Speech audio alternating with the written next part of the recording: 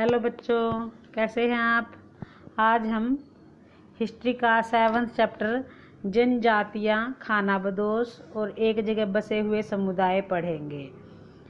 आपने पिछले अध्याय में 2, 3, 4 में पढ़ा कि कैसे राज्य बने, कैसे राज्यों का पतन हुआ, किस प्रकार कौन से गांव में क्या कला थी, क्या दस्तकारियाँ थी, उनके सामाजिक आर्थिक जीवन में किस प्रकार बदलाव आए, समाज में वर्ण व्यवस्था के नियम कैसे थे, लोग ब्राह्मणों का कैसे कहना मानते थे, उनके नियमों के अनुसार चलते थे।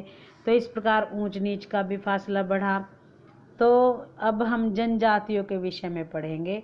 बड़े शहरों से परे जो जनजातीय समाज था, तो वो था कि उस समय एक और तरह के समाज मौजूद थे जो ब्राह्मणों द्वारा सुझाए गए जो नियम होते थे वो उनको नहीं मानते थे, और ऐसे लोगों को अक्सर जनजातीय कहता जाता। भाई अपने ही हिसाब से चलते थे, अपनी परंपराओं को मानते थे, वो ब्राह्मणों के नियम को नहीं मानते थे। तो ऐसी जनजातियां क्या करती थी कि कुछ अपना कृषि के द्वारा अपना जीवन यापन करती थी, कुछ शिकार करती थी, कुछ पशुओं को पालते थे, कोई मिला जुला रूप अपनाते थे, और कोई जो है एक स्थान से दूसरे स्थान पर घूमते फिरते खाना बदोश जीवन बिताते थे। खाना बदोश का मतलब यही होता है कि जो लोग एक स्थान से दूसरे स्थान पर जाते हैं उनको खाना बदोश कहते हैं। और कुछ लोग जैसे पहाड़ों, रेगिस्तानों, जंगलों इन पर निवास करते थे। यहाँ पर भी बहुत बड़ी जनजातियाँ फली और फूली।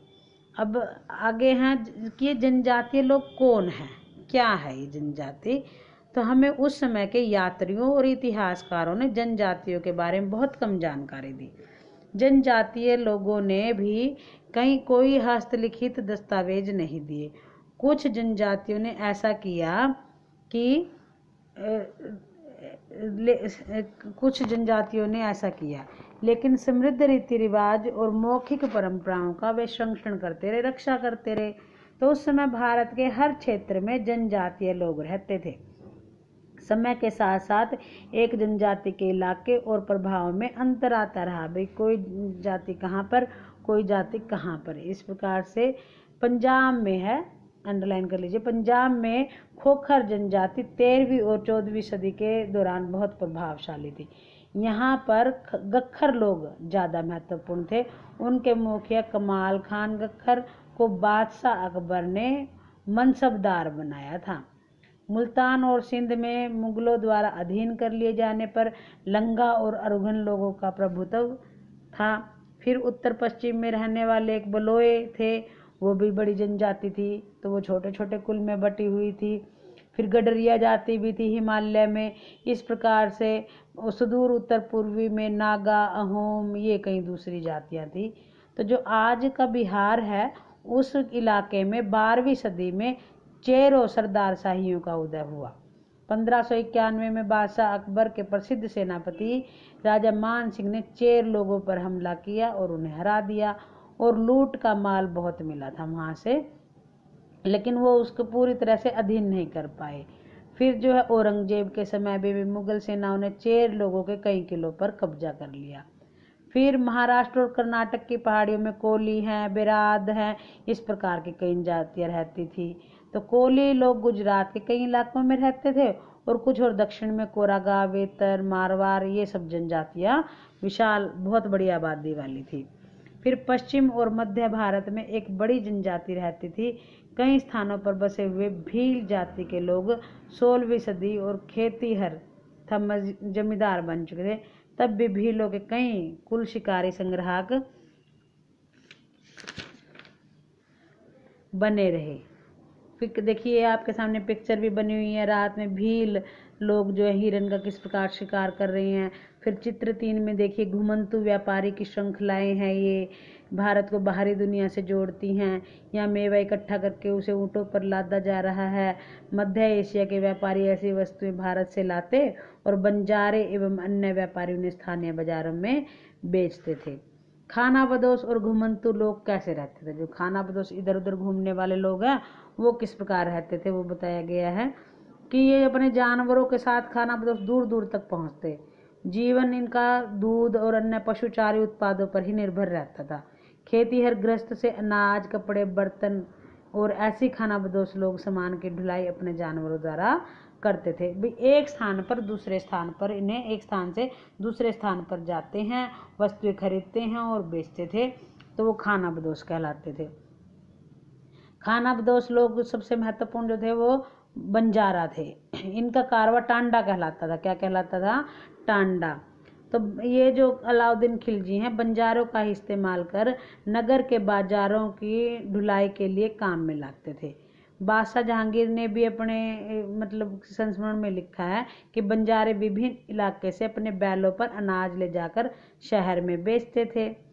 कुछ सैनिक दौरान भी इनको खाद्यान्नों की ढुलाई का काम करते थे। फिर किसी भी विशाल सेना के लिए 1 लाख बैल अनाज ढोते होंगे। नेक्स्ट है बंजारे। देखिए ये आपके सामने है कि सुबह हम कहते हैं कि एक टांडा से ये बता रहे हैं कि एक अंग्रेज कि सारे पशु गेहूं चावल जैसे अनाजों से लदे हुए थे। बंजारे लोग अपनी घर गृहस्थी बीवी और बच्चों के साथ लेकर चलते थे। जैसे आप कई बार देखते हैं जो सड़क बनाने वाले होते हैं, ये इधर से उधर घूमते हैं, ये थोड़ा सा सामान लेके हर एक जगह जाते हैं। तो उस प्रकार के ये बंजारे, उनको भी एक तरह से ये खानाबदोशी बोलते हैं। जो जहाँ पर भी इनको काम मिल जाता है वहीं पर चले जाते हैं।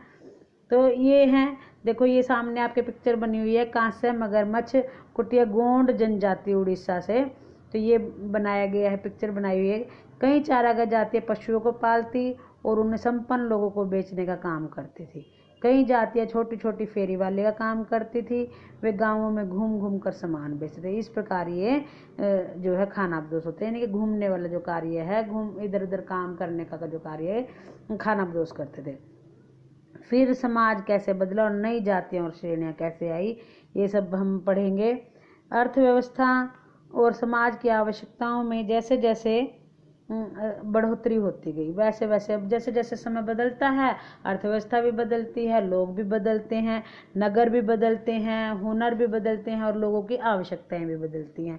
तो उस प्रकार से उन वर्णों के भीतर छोटी छोटी जातियां भी उभरने लगी। जैसे कि ब्राह्मणों के बीच नई जातियां सामने, दूसरी ओर कई जातियों और सामाजिक समूहों को जाति विभाजित समाज में शामिल कर लिया गया था।